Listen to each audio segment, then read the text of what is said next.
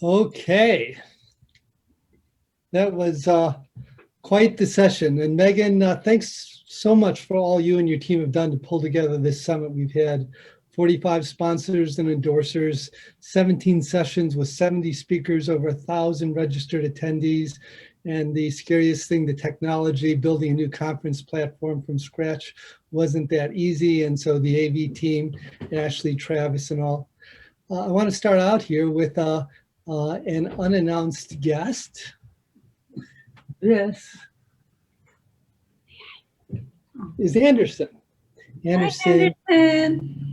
Yay. How old are you? He's trying to figure out all the little screens. He's almost 2 years old, and he is the cutest, most lovable little thing. He's my grandson, and he's nervous about all this, so we're going to let him go. I'd be remiss if I didn't mention Ellie and JT, my other two grandkids. You might have a child, you might have a grandchild, you might know of someone who has one or maybe seen one at a park. But, you know, we're doing all these things for ourselves right now. You can see it all around us. But really, we've had the luxury of a stable climate for most of our whole lives. And we don't realize, we took it all for granted. And now as we watch, you know, the hurricane coming up the Gulf Coast, the fires, I mean, everything that's going on right now, we can't take the climate for granted anymore. We have to take care of it.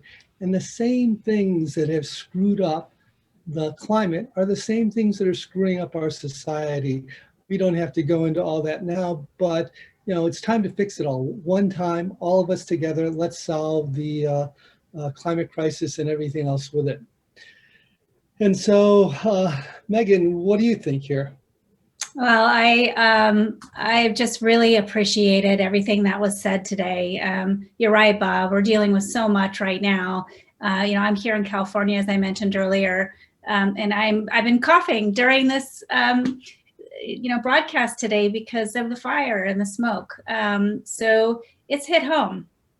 And it's hit home for so many people. And it has been mentioned multiple times, it's brought forward all the inequities into stark relief. And it's no time like now to get started, to raise our ambition, to do all we can to fight for just and equitable climate solutions. And so I really appreciated the sessions today in sharing that information and calling folks to vote. And all the great speakers who are really encouraging us from so many different ways.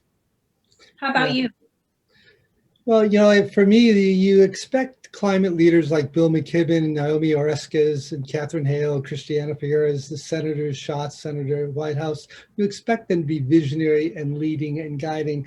But the really encouraging thing are all the other speakers that have been on in this sessions, the community leaders, the grassroots leaders, health and faith leaders that have a lot of other issues, but they're stepping up and they're leading on the burgeoning climate justice movement. And it's putting a big wind behind our turbines, if I can use that phrase.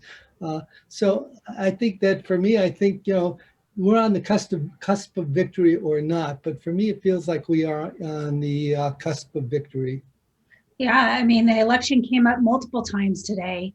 It's so important for us to get out the vote and help others to vote.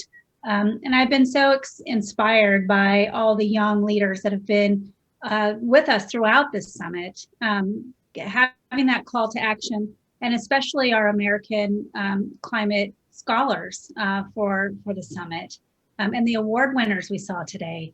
And the interview I had with Nancy and Kat, you know, they're still doing their work in the midst of it all. And, you know, if they can do it in the midst of fires, we can do it no matter where we live. Yeah. Well, we do know, like from your sessions earlier today with the pollsters and statisticians, that the public is way more concerned and engaged on this issue than ever before. Who would have imagined that just a few years ago, renewables would be bankrupting the fossil fuel industry, that the most valuable car company in the world would be an electric car company, or that climate would be a number 1 or 2 issue for progressives and way up there for moderates too.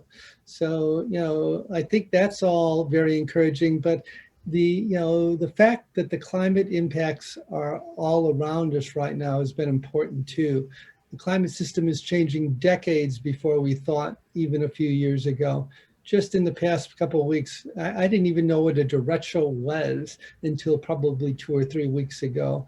But the hurricane, the record wildfires, even if you can't see the Arctic melting, you can kind of feel it all around you.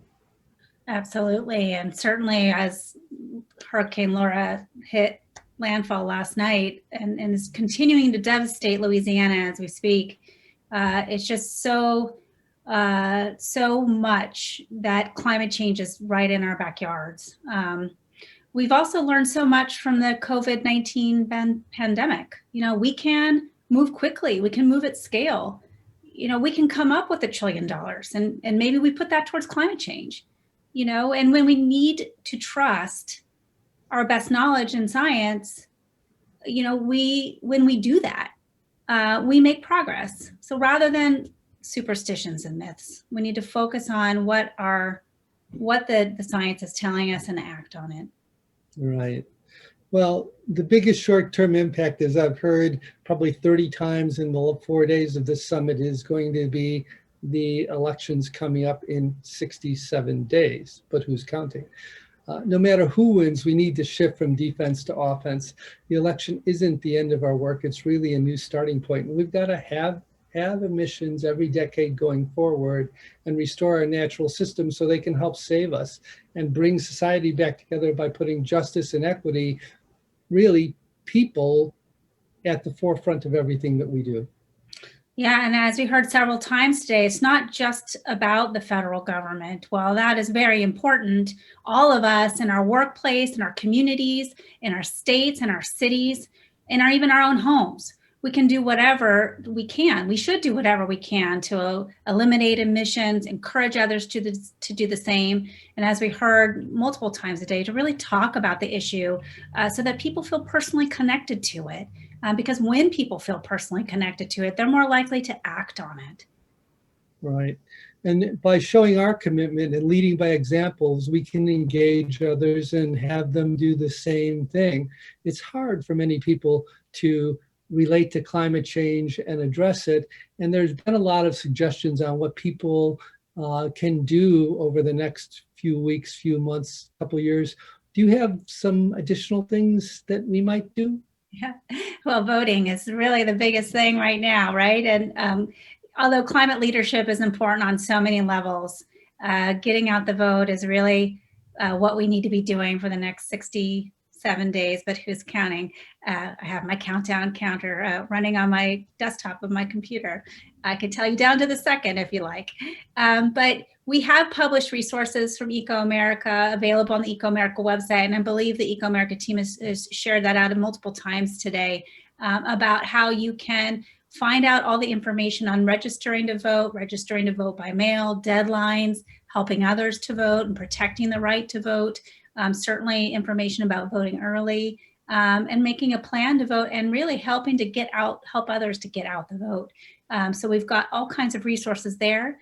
But it's also about how you talk about climate change and how you, as I mentioned, make it personal for others. We've got Let's Talk guides to help you do that for multiple constituencies. And also, as we said, anyone at any point can start today to reduce your emissions, restore nature, advocate for solutions. And we have some guidance there in our moving forward guides.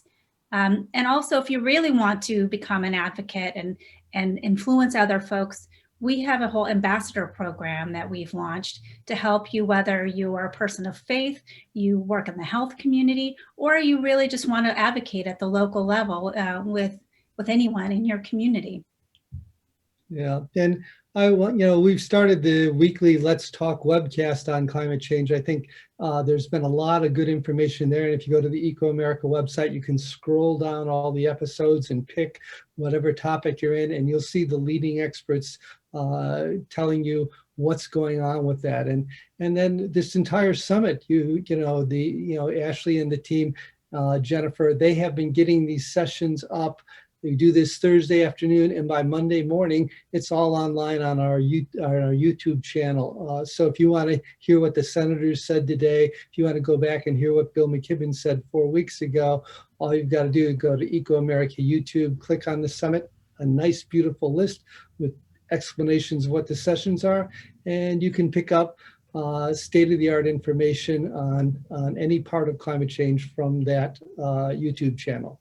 Absolutely. It's also about having a broader narrative on the climate issue. So if you've heard anything in the summit or that you think other people might be interested in, we talked about farming, we talked about what you can do in nature, we talked about technological solutions, we talked about engaging faith and health communities, and so many other things over the 4 days. And so if you know somebody who is maybe on the fence about climate, or maybe they're concerned about climate and they don't know what to do, please do share our webcast with them. And they are meant to provide on-ramps for people to think about climate in a different way. But certainly nothing is more important than voting. So, polling places and procedures are changing across the country. So we all need to make sure that we are validly registered and have a plan to vote on or preferably before November 3rd. And we all help our family members, friends, and colleagues to do the same.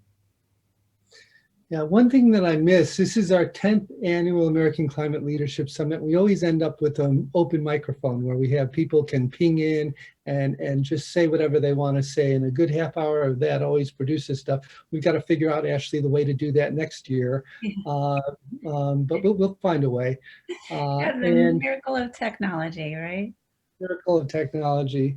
So, as we set off our guests, and I guess, Meighen, are you going to tell them the dates and when of next? I got another comment, but tell them about next year's summit if you could for a minute. Absolutely. No? Okay, wait. Let me just. Okay, you can do that, and then I'll do my comments. Okay. Well, we hope you all join us next year, April 27th. In Washington, D.C. for the 2021 American Climate Leadership Summit.